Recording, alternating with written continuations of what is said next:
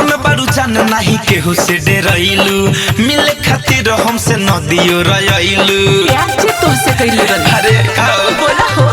धन बारू जान नहीं केहू से डरैलू मिले खातिर हमसे नदियो रयलू चल बात कइल जाओ सबके नियर नियर नियर दिया पेन के फारा के आइलू पिया ए जान हैप्पी न्यू ईयर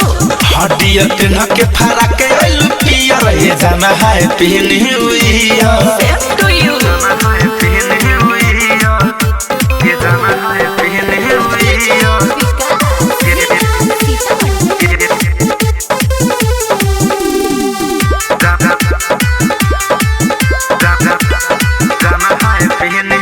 नया साल में नया ग्रीटिंग करत रहे तो से वेटिंग रे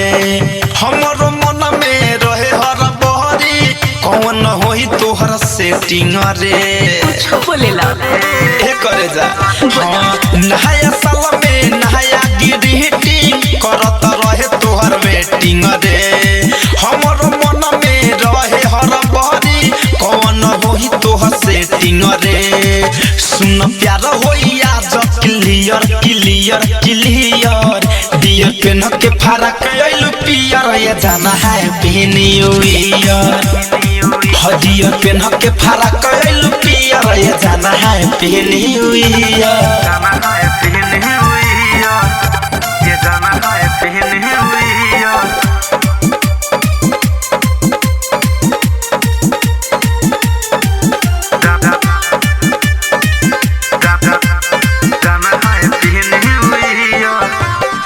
जाके सखी से नहीं बतई हो दिल के कमनो बात हो